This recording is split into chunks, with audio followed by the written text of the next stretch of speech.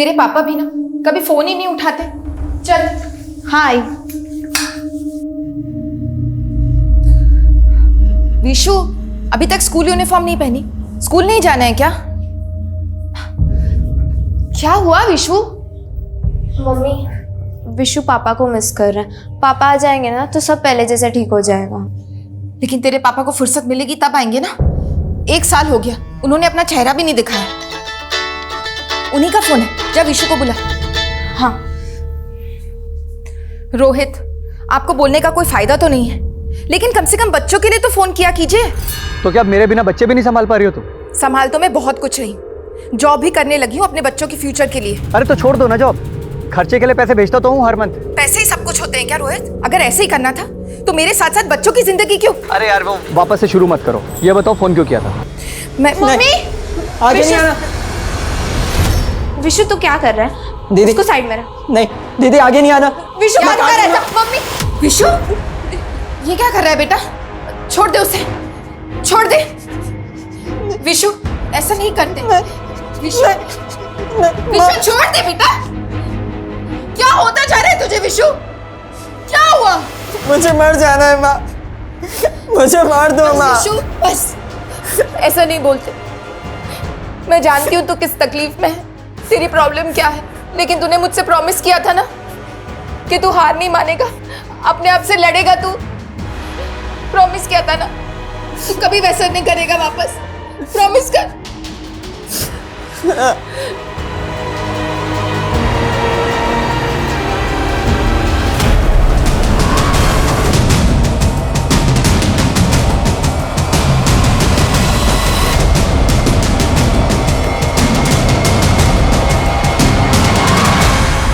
मालिक की मनमानी नहीं चलेगी, नहीं चलेगी, नहीं चलेगी। कोयल को इंसाफ दो, इंसाफ दो, इंसाफ दो। ना इंसाफी मालिक हाय हाय। हाय हाय हाय। कोयल को इंसाफ दो, इंसाफ दो, इंसाफ दो। मालिक की मनमानी नहीं चलेगी, नहीं चलेगी, नहीं चलेगी। कोयल को इंसाफ दो, इंसाफ दो, इंसाफ दो। मालिक की मनमानी नहीं चलेगी। हाय हाय हाय हाय। बस बहुत हो चुका सत्याग्रह, सब अपने अपने काम पर जाओ, वरना कोई भी काम पर नहीं आएगा। जब तक आप कोयल को वापस काम पर नहीं रखते, हमें से कोई काम नहीं करेगा। आपने इसे काम पर से सिर्फ इसलिए निकाल दिया क्योंकि प्रेग्नेंट है। एक होने वाली माँ को काम करने का हक नहीं होता क्या? ओके, मैं समझौता करने के लिए तैयार हूं। अपनी लीडर को अंदर भेज दो। मैं देखती हूँ क्या कहता है। कोयल तू डरना मत, हम तेरे साथ नाइंसाफी नहीं होने देंगे। मैं आता हूँ।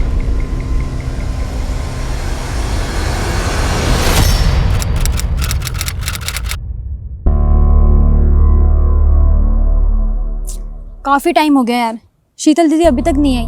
पता नहीं क्या चल रहा है अंदर। अंदर चलते हैं।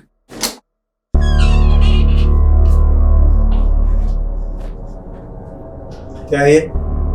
शीतल दीदी कहाँ है? कहाँ है शीतल दीदी? अरे क्यों शीतल और कोयल के चक्कर में अपने पेट पर लात मारते हो?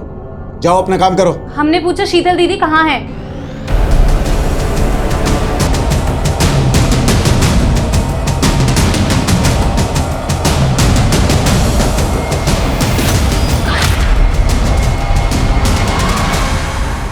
नमस्कार, मैं रेणुका शाहने क्राइम पेट्रोल सतर्क की इस नई श्रृंखला गुमराह बचपन में आपका स्वागत करती हूँ।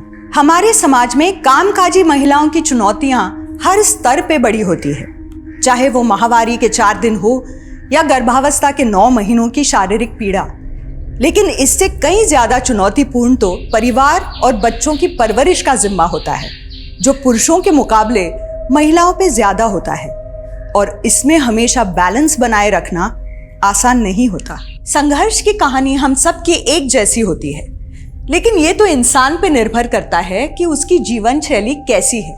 इंसान की एक कमी अक्सर दूसरी कमी को जन्म देती है, और इन कमियों का बढ़ता सिलसिला कभी कभी उस अनचाहे अपराध की ओर ले जाता है जिसे हम कभी अपने जीवन में स्थान नहीं देना चाहते। लेकिन इस केस की व्यथा एक डरा देने वाला अनुभव है, जो सिर्फ एक इंसान और एक परिवार तक सीमित नहीं है। ये केस आज परिवारों और समाज पे हो रहे उस बुरे असर के प्रति हमें आगाह करता है, जो कहीं न कहीं हमारी लापरवाही और गलती से ही पैदा हो रहे हैं। ये एक ऐसी चेतावनी है जिसे अनसुना करना हमारे परिवार और समाज के लिए बहुत घातक सिद्ध हो सकता है। मामला बहुत ही सेंसिटिव है। इंटेलिजेंस का कहना है कि हमारे डिस्ट्रिक्ट में स्लीपर सेल्स बना पड़े हैं जो किसी भी टेररिस्ट एक्टिविटी को अंजाम दे सकते हैं। हम इसको बिल्कुल भी लाइटली नहीं ले सकते। हमें करंट केसेस पे काम करने के साथ साथ हमारे एरिया में जितने भी होटल्स हैं, गेस्ट हाउस हैं, उनमें रुकने वालों की डिटेल्स डेली बेसिस पे वेरीफाई करनी होगी। और साथ ही पिछले 6 महीने में हमारे एरिया में जितने भी नए किराएदार आए हैं, शॉपकीपर्स आए हैं या जो कोई भी संदिग्ध है, उनकी लिस्टिंग करनी होगी। ओके सर, हम ये सारी इंफॉर्मेशन गैदर करते हैं। और याद रहे, ये बात लीक नहीं होनी चाहिए कि इस दौरान हम इतनी एहतियात क्यों बरत रहे हैं। Clear sir. मूव।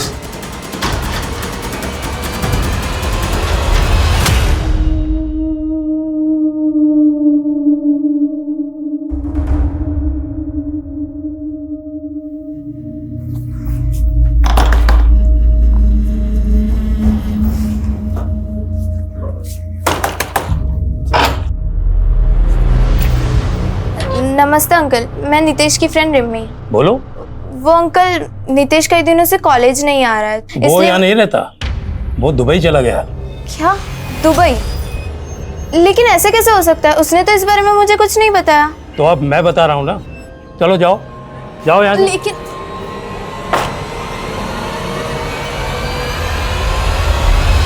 नितेश, तुम आजकल इतने चुप चुप क्यों रहते हो?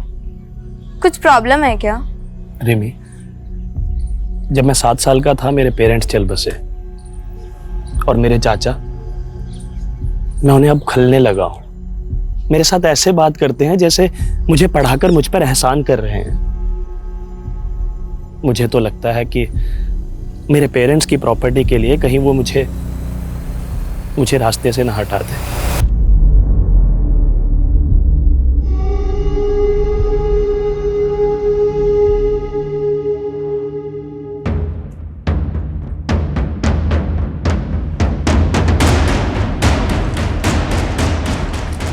सर, ये वो वही घर है जहाँ पे वो लड़के 3 महीने से रह रहे हैं।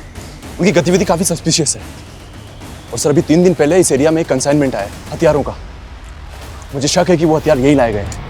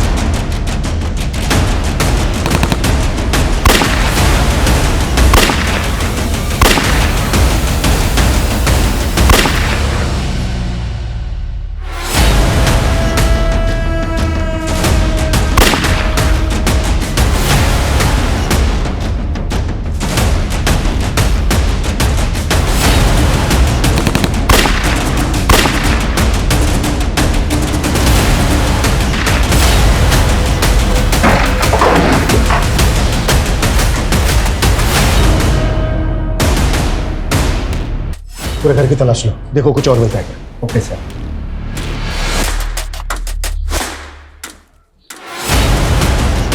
वर्मा सर, ये देखो पीछे का रास्ता खुला हुआ है। हो सकता है यहाँ पर और भी लोग हो जो इस रास्ते से भाग गए हों। एक टीम लेकर इस डायरेक्शन में जाओ, क्विक फास्ट। सर। सर,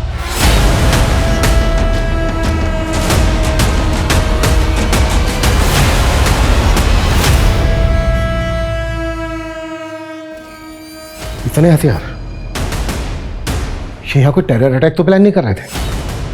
अच्छे से तलाश लो, देखो कुछ और मिलता है क्या। क्विक।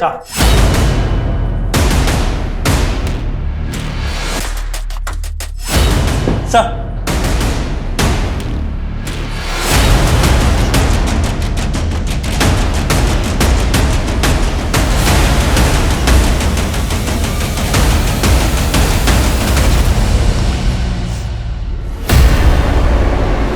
विशु,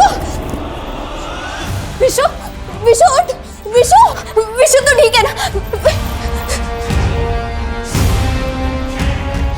विशु, विशु, पापा, विशु, पापा, मम्मी ने कहा था ना पापा जल्दी आ जाएंगे पापा। मम्मी, मम्मी, मम्मी भी आ जाएंगी। रुक रुक, मैं कॉल करता हूँ। मम्मी,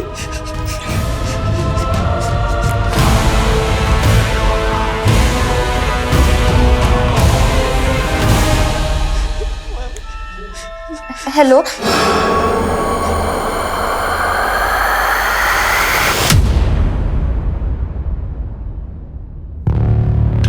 ये सारे के सारे हथियार बहुत ही एडवांस्ड हैं। लगता है बॉर्डर पार से आए होंगे। सर वो मरने वाले क्रिमिनल्स की पहचान नहीं हो पाई और वो पीछे के दरवाजे से कौन भागा था ये भी पता नहीं चला। वो घर किसका था पता क्या? सर वो एक NRI का घर है जो सालों से बंद पड़ा था। शायद इसीलिए उन क्रिमिनल्स ने उसे अपना अड्डा बना लिया। वो क्रिमिनल्स कौन थे, उनका मकसद क्या था? और उस घर में इतने सारे लड़कों के फोटोग्राफ मिला, इन फोटो पर कोड लिखे होना। हमें मारे गए क्रिमिनल्स के साथ साथ इन सबकी भी पहचान पता करनी है, हर शख्स को आइडेंटिफाई करना है और उस NRI की बैकग्राउंड भी खंगालो जिसके घर में अड्डा बनाकर बैठे थे। Okay sir. सर एक लड़की आई है, उसकी माँ मिसिंग है। सर हमने उसकी कंप्लेंट भी लिखी है लेकिन वो आपसे मिलने की जिद कर रही है। सर प्लीज मेरी मम्मी को जल्दी से ढूंढ दीजिए। मेरे पापा भी यहाँ नहीं रहते और तो और मेरे छोटे भाई की तबीयत भी खराब है। आप दोनों अकेले अरे बेटा नहीं, बेटा बेटा बिल्कुल भी आप घबराओ मत, बिल्कुल मत घबराओ बेटा। हम आपकी मम्मी को ढूंढ लेंगे। बेटा आपने अभी कहा कि आपके पापा यहाँ नहीं रहते, तो फिर कहाँ रहते हैं आपके पापा? वो मुंबई में जॉब करते तो उन्हें आने में टाइम लगेगा। अच्छा बेटा आपकी मम्मी कहाँ गई थी जहाँ से वो वापस नहीं आई? मम्मी हरिनगर में एक फैक्ट्री में जॉब करती है। कल फैक्ट्री से वापस ही नहीं आई और फिर कौन सी फैक्ट्री में जॉब करती है आपकी मम्मी? सर शीतल दीदी को लेके हम लोग बहुत परेशान हैं। कल दोपहर में वो हमारे साथ यहीं धरना कर रही थी मालिक के खिलाफ। धरना? जी सर, वो हमारा मालिक बहुत खराब इंसान है। उसने कल दीदी को समझौते के लिए कैबिन में भी बुलाया था। हमारे सामने ही दीदी अंदर गई थी लेकिन वापस नहीं लौटी। वापस नहीं लौटी मतलब? सर मालिक ने बोला कि वो चली गई लेकिन हम मान ही नहीं सकते, दीदी हमसे बिना मिले चली गई। सर मैंने उन औरतों की शर्तें नहीं मानी तो कुछ भी मेरे लिए अनाप शनाप बोल रही है, बदनाम कर रही है मुझे। पहले शीतल की बात कर, जैसा क्या हुआ था यहाँ पर जो गायब हो गई वो? सर उस दिन मैं यहाँ पे मुफ्त की सैलरी बांटने के लिए नहीं बैठा हूँ, लेकिन अगर तुम चाहो तो तुम्हारा फायदा करवा सकता हूँ। मैं समझौते की बात करने आई हूँ सर, मेरे फायदे की नहीं। नुकसान तो मैं अपना भी नहीं होने दूंगा, लेकिन तुम्हारा फायदा करवा सकता हूँ। देखिए सर, मेरा फोन ले लो। मैं अभी बिजी हूँ, बाद में बात करती हूँ। क्या? एक मिनट। सर वो जैसे ही केबिन में आई उसका फोन बजा सर, ऐसे लगा जैसे कोई इमरजेंसी कॉल हो। वो फोन पे बात करते हुए केबिन से बाहर चली गई और लौट के आई नहीं सर। हमसे बिना पूछे शहर से बाहर मत जाना।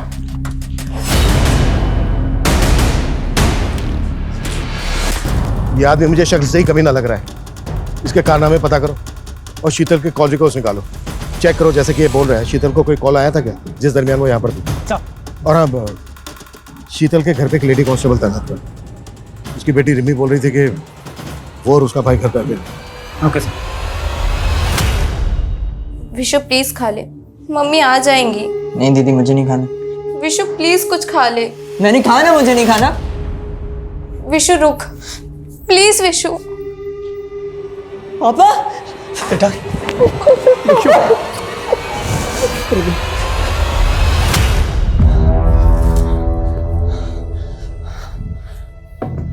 सर वो सलीम भाई और जावेद को तो पुलिस ने, लेकिन मैं ये C4 बचा लाया वहां से किसी तरह। शाबाश जुबैद, तुमसे यही उम्मीद थी। उस घर से मिली फोटोज में से ये लड़का आइडेंटिफाई हो चुका है। गोंडा थाने में इसकी मिसिंग कंप्लेंट भी है, लेकिन सर इसके दो नाम हैं, जीवन और जुबैद। दो नाम? सर वैसे तो इसका नाम जीवन ही था, लेकिन अपनी फैमिली के अगेंस्ट दूसरी कम्युनिटी से इन्फ्लुएंस होकर ये कन्वर्ट हो गया और अपना नाम जुबैद रख लिया। जब ये गायब हुआ था तो उसकी फैमिली ने मिसिंग कंप्लेंट दर्ज करवाई थी और सर उनका कहना है कि कोई इसे बरगला रहा था।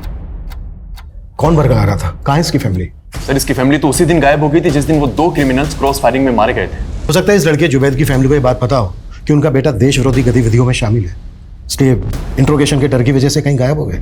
पॉसिबल है सर। पॉसिबल है ये जितने भी लड़के हैं इन सबको जुबैद की तरह गुमराह किया गया हो। हमें इन सब की पहचान पता करनी होगी ताकि हम इस टेरर ग्रुप के सरगना तक पहुंच सकें और उसका मकसद पता कर सकें। ओके सर, मैं कोशिश करता हूँ। सर शीतल का फ़ोन फैक्ट्री से 2 किलोमीटर दूर चांदपुर के एरिया में बंद हुआ था। उसी दिन जिस दोपहर को वो फैक्ट्री में देखी गई थी, सर मैंने उसके फ़ोन का IMEI नंबर ट्रेस करने के लिए भेज दिया। कपिल का कहना है कि उस दरमियान उस शीतल को किसी का कॉल आया था। पता क्या किसका कॉल था वो? जी सर, वो कॉल उसके पति के नंबर से आया था।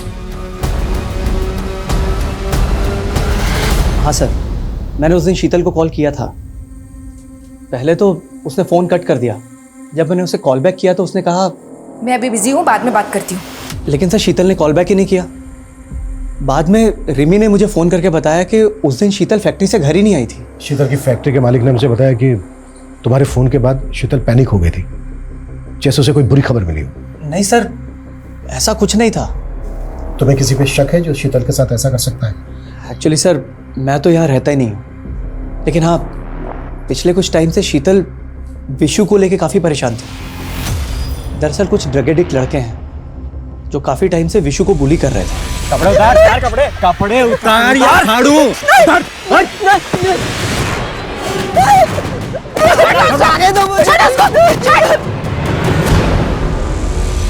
मुझे लगता है उन लड़कों ने ही शीतल के साथ कुछ। विशु बेटा, कौन लड़के थे वो जो परेशान कर रहे थे आपको? अमन और उसका दोस्त मुन्ना पहले मेरे ही स्कूल में पढ़ते थे। स्कूल में ड्रग्स लेते हुए भी पकड़े गए थे। कहाँ रहते हो? उनका एड्रेस नहीं मालूम। आप हमें ये बता दो कि वो दोनों कहाँ पढ़ते थे, वहाँ से हम पता कर लेंगे एड्रेस। हाँ sir, rainbow high school. Excuse me sir, Chandpur इलाके के तालाब में एक औरत की लाश मिली।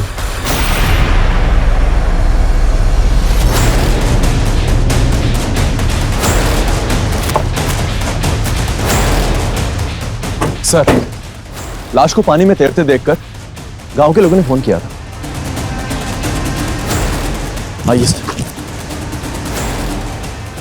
सर, लाश पर ठीक वैसे ही कपड़े हैं जैसे शीतल की बेटी ने मिसिंग रिपोर्ट में लिखवाए थे।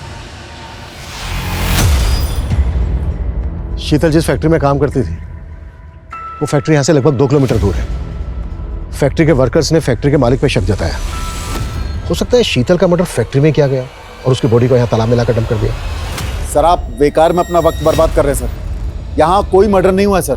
तो फिर शीतल को यहाँ नहीं, यहाँ से चांदपुर ले जाके मारा? मैं क्यों मारूंगा सर, मैं कह रहा हूँ ना सर, उस दिन वो बात करते हुए यहाँ से चली गई थी।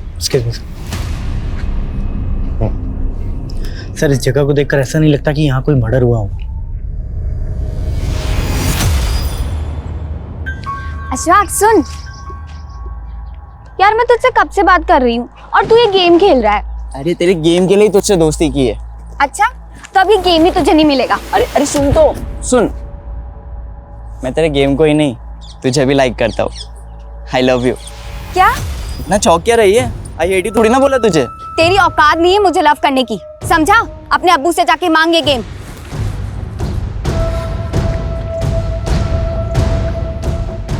चल आजा मेरे साथ, गेम भी मिलेगा और लड़की भी।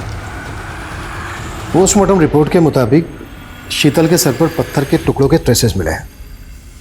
मतलब पहले शीतल के सर पर पत्थर से वार किया गया। सर रिपोर्ट के मुताबिक तो शीतल मौत के पहले सेक्सुअली एक्टिव थी। सर हो सकता है कि उसका किसी ने रेप किया हो और लाश को तालाब में फेंकने की वजह से रेपिस्ट का DNA वाइप आउट हो गया। पोस्टमार्टम रिपोर्ट रेप कंफर्म नहीं करती है। अगर शीतल सेक्सुअली एक्टिव थी तो डेफिनेटली अफेयर चल रहा था उसका किसी के साथ, क्योंकि पिछले 1 साल से उसका पति रोहित मुंबई में था।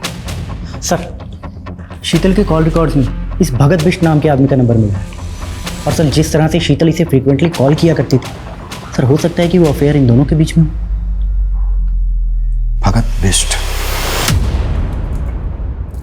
अब्बू वीडियो गेम कब दिला रहे हो? पहले परीक्षा में 75% देकर के पास हो जाओ, फिर उसके बाद में जो मांगोगे वो दिलवा देंगे। 75%? इतने तो मेरे बाप के भी नहीं आएंगे कभी। अरे क्या क्या कर रहे हो? बच्चा है। अरे ऊंट जैसा बड़ा हो गया और बच्चा है। अरे बैल जैसी बुद्धि लेकर घूम रहा है, गधा कहीं का। गेम चाहिए इसे, गेम चाहिए। गलती की मैंने, उसकी बात सुन लेनी चाहिए थी। वो मुझे गेम भी दे रहा था और लड़की भी। लड़की? कौन से गुल खिला रहा है तू? कौन भर रहा है तुझे? बोलता क्यों नहीं? ये क्या बोल रहे हैं सर? शीतल का मर्डर हो गया? क्या रिश्ता था तुम्हारा शीतल के साथ? सर वो मेरी कंपनी में सेल्स ट्रेडर थी और कुछ नहीं। पर शीतल तो हरिनगर के ग्राम सेवा गृह उद्योग में काम करती थी। हाँ सर, वो मेरी कंपनी के लिए पार्ट टाइम और जिस कंपनी की आप बात कर रहे हैं उसके लिए फुल टाइम काम करती थी। कैसा पार्ट टाइम जॉब? सर मेरी कंपनी कॉस्मेटिक प्रोडक्ट्स बनाती है, तो वो ऑर्डर्स लेके आती थी और बदले में उसे कमीशन दे देता था। हाँ सर, मम्मी कॉस्मेटिक प्रोडक्ट्स भी सेल करती थी। कुछ सैंपल्स भी रखे हैं यहाँ, मैं लेकर आती हूँ। ये देखिए सर। बेटा अभी आप अंदर जाओ, हमें आपके पापा से कुछ बात करनी है। रोहित, हमें पोस्टमार्टम रिपोर्ट से पता चला है कि शीतल सेक्सुअली एक्टिव थी। तुम तो यहाँ रह नहीं रहे थे पिछले 1 साल से, तो क्या शीतल का अफेयर चल रहा था किसी के साथ? ये कैसी बात कर रहे हैं आप सर? शीतल का अफेयर? सर ये हो ही नहीं सकता। शायद किसी ने उसके साथ जबरदस्ती की होगी सर। सर वो मुन्ना और अमन, उन्होंने मेरे विशु को भी मोलेस्ट किया था सर। मैं आपसे कह रहा हूं, आप उन दोनों को पकड़ के अंदर कीजिए सर।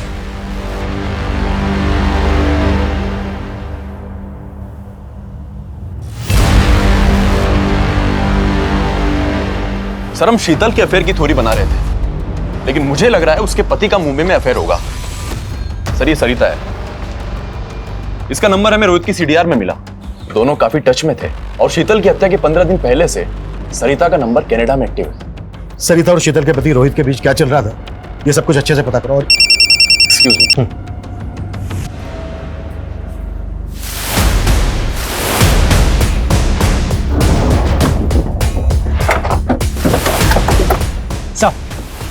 सर रागी ने इस लाश को यहाँ पे देखा था।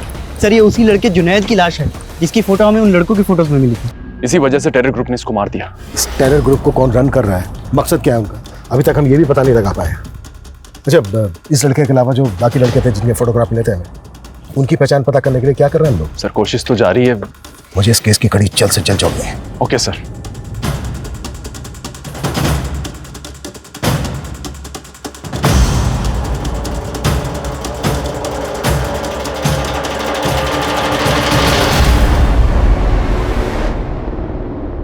मेरी फर्स्ट सैलरी से खरीदा मैंने तुम्हारे लिए। लेकिन नितीश, तुमने कहा था कि जॉब के साथ साथ तुम कॉलेज नहीं छोड़ोगे। रिमी वो तब होता अगर मुझे पार्ट टाइम जॉब मिलती, लेकिन इस जॉब में मुझे फुल टाइम देना पड़ा। Full time job? वैसे तुम क्या जॉब कर रहे हो?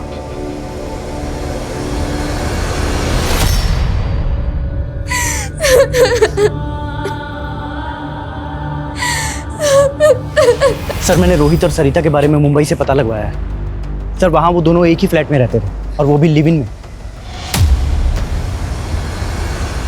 मैं शीतल को कोई धोखा नहीं दे रहा था सर, बल्कि शीतल और मैं तो एक दूसरे को डाइवोर्स नहीं, तूने सरिता के लिए शीतल को रास्ते से हटा दिया और फिर सरिता को भेज दिया कनाडा। वो भी इन्वॉल्व थी ना शीतल के मर्डर में? जी नहीं सर, सरिता को कनाडा में जॉब मिल गई थी इसलिए वो वहां चली गई। शीतल के मर्डर के वक्त तू भी मुंबई में नहीं था। सर मैं किसी जरूरी काम से दिल्ली गया हुआ था और मेरा यकीन कीजिए सर, शीतल और मैं सच में एक दूसरे से डाइवोर्स लेना चाहते थे। मैं जानती हूँ हमारे बीच झगड़े होते हैं, लेकिन मैंने आज तक आपके साथ कभी बेवफाई नहीं की। हमेशा अपने रिश्ते को सुधारने की कोशिश की है, लेकिन आप है कि कभी... अब मैं तुम्हें इस रिश्ते से आजाद कर रहा हूं, डाइवोर्स दे दो मुझे। शीतल नहीं चाहती थी कि इसका असर हमारे बच्चों पे पड़े, इसलिए बिना डाइवोर्स के ही हम दोनों अलग हो गए। यही सच है सर। शीतल का सच तो उसी के साथ मर गया, लेकिन अब तू सच बोलेगा। एक सच बता, शीतल के साथ फोन पर क्या बात हुई थी तेरी? तूने जानबूझकर शीतल को बाहर बुलाया और मरवा दिया उसको। ये सच नहीं है सर, बल्कि सच तो यह है कि सरिता मुझे छोड़ के कनाडा चली गई और अब मैं शीतल की जिंदगी में वापस आना चाहता था सर। ये दुख की बात है कि मैं शीतल को ये कह ही नहीं पाया। शीतल लंबे समय से अपनी शादीशुदा जिंदगी को सफल बनाने की कोशिश कर रही थी, लेकिन दो लोगों का रिश्ता कभी एक की कोशिश से नहीं सुधर सकता।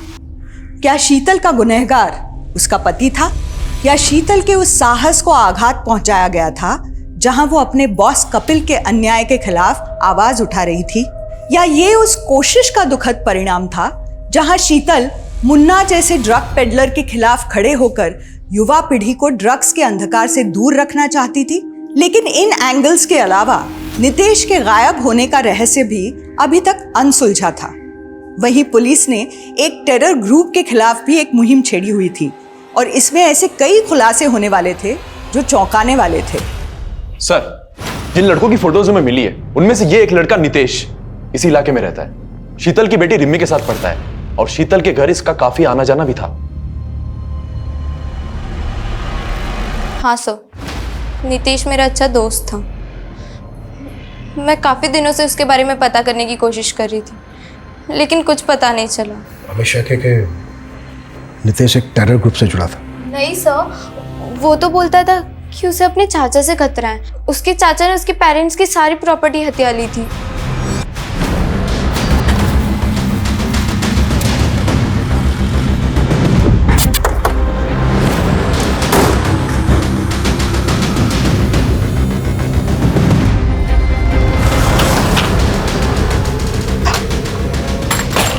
सर, पूरा घर चेक करो, देखो क्या मिलता है। क्या हुआ सर? क्या हुआ? टेरर ग्रुप के लिए काम करता है नितेश। कहाँ है वो तो दुबई में है सर। क्या ढूंढ रहे हैं आप? वो चाचा, मेरा पासपोर्ट रखा था यहाँ पर। पासपोर्ट? लेकिन क्या करेगा पासपोर्ट का?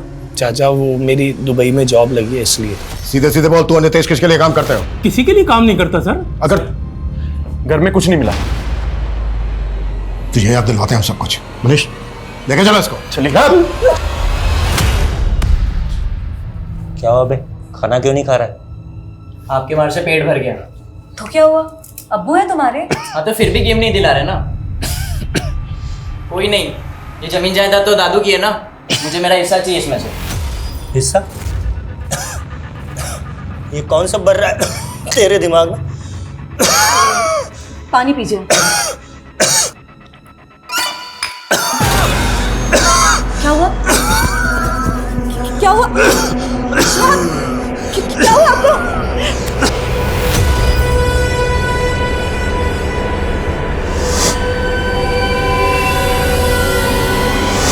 अशफाक, क्या हुआ आपको? सरीरा, अशफाक, देख तेरे अब्बू को क्या हो गया?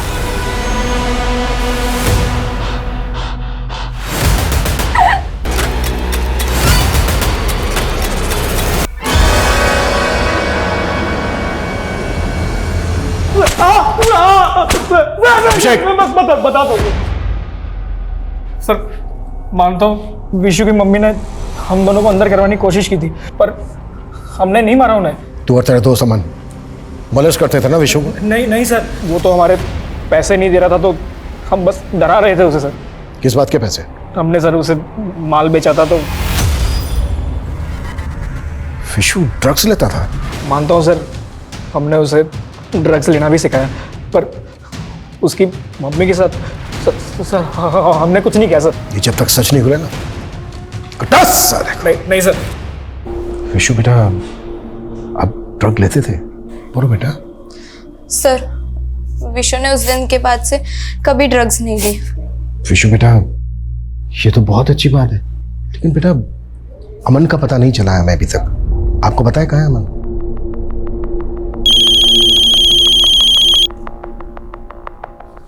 हाँ मनीष। सर, नितेश का मर्डर हुआ था। नितेश का मर्डर हुआ है? जी सर, करीब 1.5 महीने पहले मुजफ्फरनगर पुलिस को एक अनआइडेंटिफाइड लाश मिली थी। सर, उस वक्त उस लाश की शिनाख्त नहीं हो पाई थी, तो उनको उसका अंतिम संस्कार करना पड़ा। लेकिन जब हमने नितेश का फोटो सर्कुलेट किया तो मुजफ्फरनगर पुलिस ने हमको ये अपडेट दी। हम नितेश को टेरर ग्रुप से जुड़ा हुआ मानकर चल रहे थे। पॉसिबल है जिस वजह से जुबैद का मर्डर हुआ उसी वजह से नितेश का भी मर्डर हुआ हो। नितेश वो शीतल का हत्यारा तो हो ही नहीं सकता था, लेकिन अब कई नए सवाल उठे थे। नितेश की हत्या किसने की? क्या नितेश का हत्यारा ही शीतल का हत्यारा हो सकता है? क्या ये दोनों अलग अलग मर्डर केस हैं और पुलिस इन दोनों केसेस को जोड़ के कोई गलती तो नहीं कर रही थी? सर साइबर सेल से एक इन्फॉर्मेशन आई है। हमने शीतल के मोबाइल के IMEI नंबर को ट्रेस पे डाला। सर उसके उस फ़ोन में किसी दूसरे नंबर की सिम एक्टिव हुई है। किसके नाम पर रजिस्टर्ड है वो सिम? सर एक मोबाइल शॉप के ऑनर के नाम पर।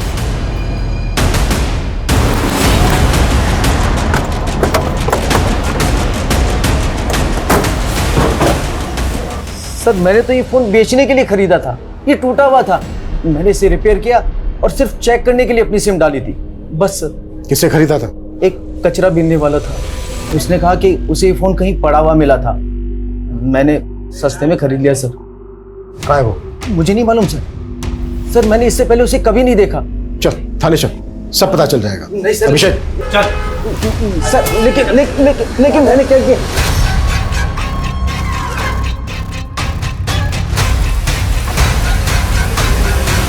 सर मोबाइल शॉप ओनर ने रैक पिकर का ये स्केच बनवाया है। कहना मुश्किल है कि ये आदमी एग्जिस्ट भी करता है। वो शायद हमें घुमा रहा है। नितेश के चाचा के खिलाफ भी कुछ नहीं मिल रहा है। क्या शीतल का मर्डर केस वाकई में टेरर ग्रुप से कनेक्टेड हो सकता है? सर नितेश के केस में एक और बात बड़ी अटपटी है। नितेश का फोन ऑफ हुआ था सहारनपुर के जमुना मार्केट के आसपास और उसकी लाश मिली मुजफ्फरनगर में, जो यहाँ से काफी दूर है। अगर हम ये मान लें कि नितेश को मारने के बाद उसकी लाश को मुजफ्फरनगर में डंप किया गया और फोन बंद हुआ था उसका जमुना मार्केट में, मतलब हो सकता है नितेश का मर्डर जमुना मार्केट के आसपास ही हुआ हो। वर्मा, जमुना मार्केट के आसपास जितने भी CCTV है सब खंगालो, लीड वहीं से मिलेंगी। Okay sir.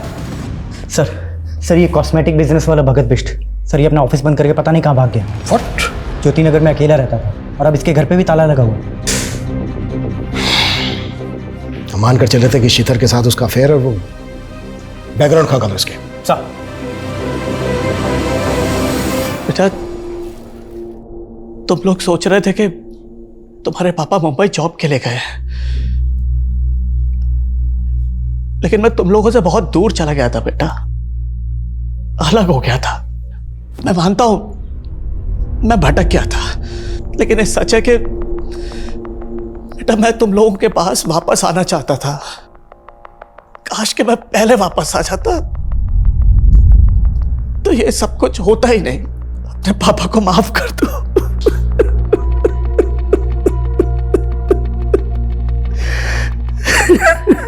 सर हमने शीतल की मोबाइल का डेटा रिट्रीव करवाया है, उसमें एक MMS मिला है। प्ले करो। श्योर।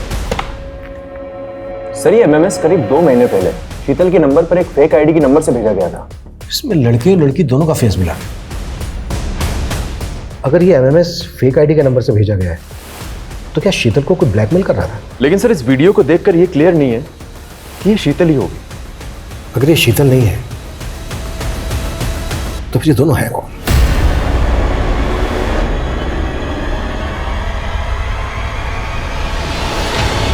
सर भगत का फोटो हमने हर जगह सर्कुलेट किया था। भोपाल से इसकी एक हिस्ट्री मिली। सर इसका असली नाम भगत नहीं अशफाक है।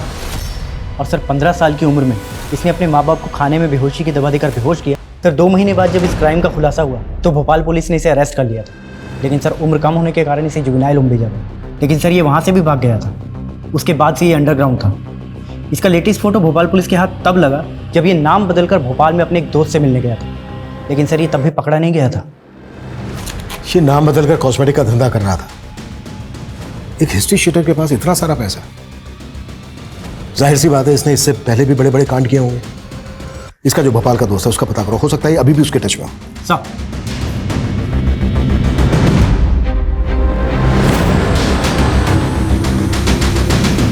सर जमुना मार्केट की वाइन शॉप की फुटेज में नितेश शीतल के बेटे के साथ कैप्चर हुआ था और उसकी फोन की लास्ट लोकेशन भी यहीं की थी।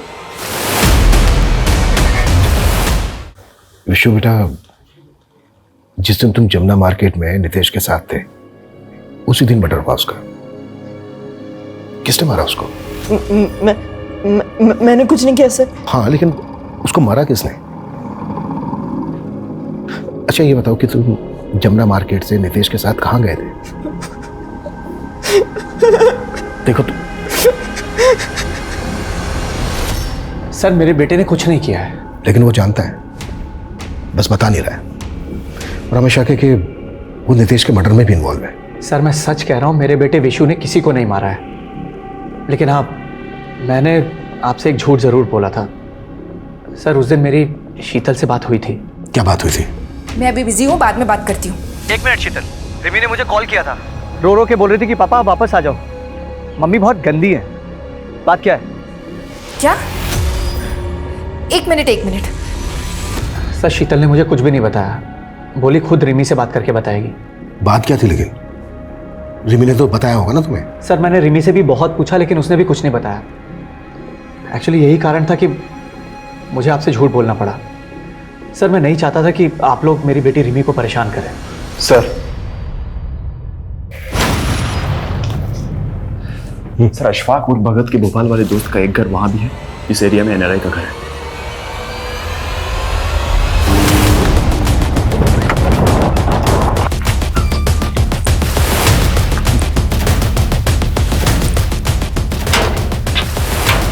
तोड़ो।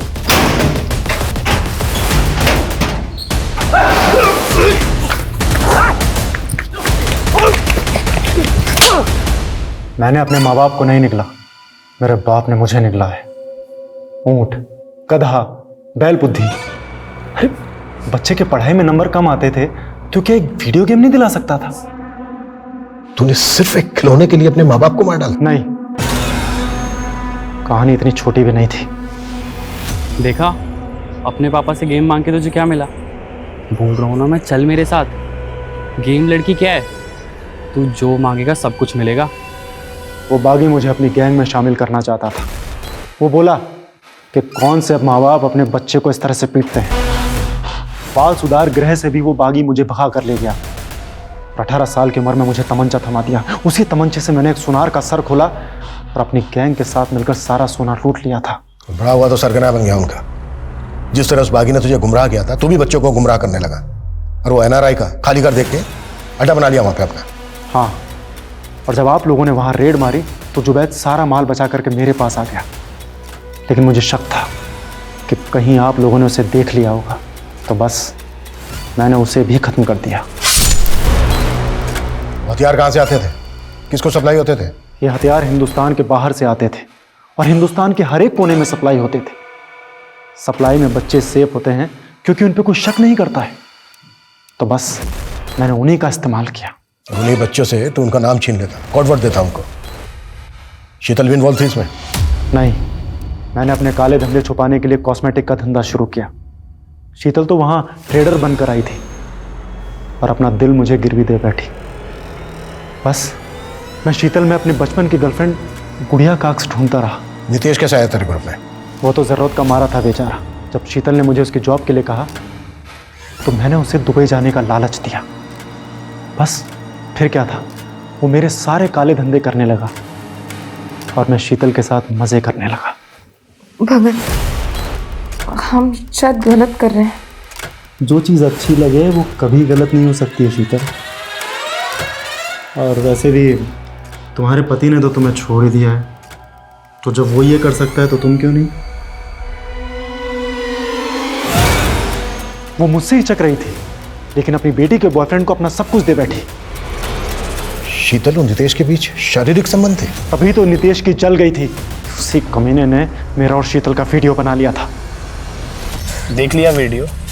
इस बार तो फेसेस ब्लर किए हैं। अगर तूने भगत को नहीं छोड़ा, अगली बार बिना ब्लर किए तेरी वीडियो वायरल कर दूंगा। शीतल ने मुझे सब कुछ बता दिया था। अगर वो वीडियो वायरल हो जाता तो मेरे सारे काले धंधे बाहर आ जाते। तभी मैंने उसे खत्म करने की सोची, लेकिन वो मेरी आंखों से ओझल हो गया। फिर मैंने एक ट्रैप रचा। ये नितेश तेरी मम्मी को ब्लैकमेल कर रहा है। मेरी बात जरा ध्यान से सुन। तुझे अपने बेटे होने का फर्ज निभाना है। किसी भी तरह से उस नितेश को अपने साथ ले आ, बाकी सब मैं देख लूंगा। और फिर जब वो नितेश को अपने साथ शराब पीने के बहाने लेकर आया तो मैंने नितेश को खत्म कर दिया। तो शीतल को भी तूने? नहीं, शीतल को मैंने नहीं मारा। मुझे लगता है कि उसके पति को उसके बारे में सब कुछ पता चल गया था, तो शायद उसी ने उसको। अगर तूने सर, एक मिनट। सर, शीतल की फोन की मैसेज हिस्ट्री मैंने रिट्रीव की। ये देखिए सर, रिमी और शीतल के बीच हत्या वाले दिन ये सारे मैसेजेस पास ऑन हुए थे।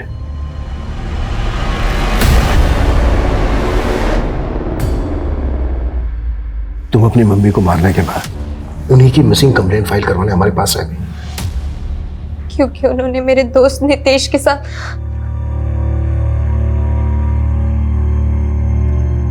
मम्मी मम्मी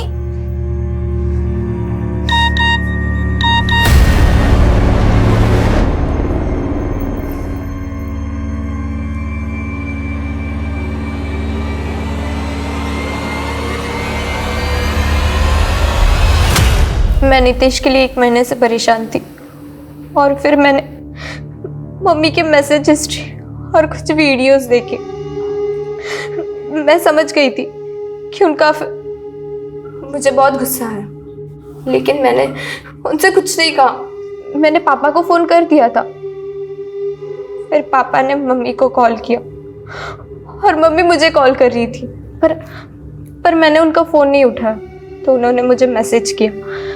मैसेज करके फैक्ट्री के पास चांदपुर बुलाया, बोली वही बात करेंगी मुझसे।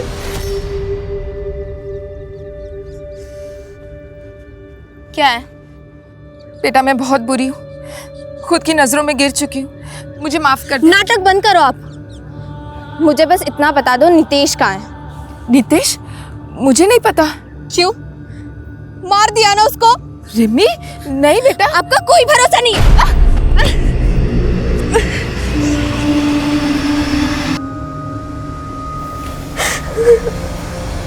बच्चों को सही परवरिश देना शायद दुनिया का सबसे कठिन काम है। खुशहाल परिवार की परिभाषा स्वस्थ और सफल बच्चों के बिना कभी पूरी हो ही नहीं सकती, और फैमिली डिस्फंक्शनल हो तो वहां बच्चों के भटकने की संभावना कहीं ज्यादा होती है। शीतल और उसके पति से भी यही चूक हुई।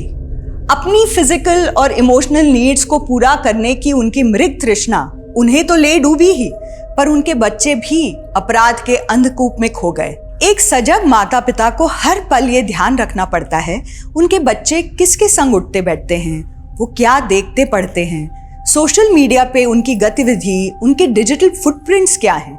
अगर आप माता पिता हैं तो सोचिए, जितना वक्त आप अपने बच्चों को दे रहे हैं, क्या वो पर्याप्त हैं? क्या वो सही राह पे हैं? क्योंकि parenting is a 24 hour job. ये दुनिया का सबसे अहम और जिम्मेदारी भरा काम है। ये पार्ट टाइम जॉब तो हो ही नहीं सकता। तो अब मैं रेणुका शाहने आपसे विदा लेती हूँ। कल फिर मिलेंगे ऐसी एक कहानी के साथ जो रखेगी आपको सतर्क और जिंदगी को सुरक्षित। तब तक अपना और अपने परिवार का ख्याल रखिए और देखते रहिए क्राइम पेट्रोल सतर्क। जय हिंद।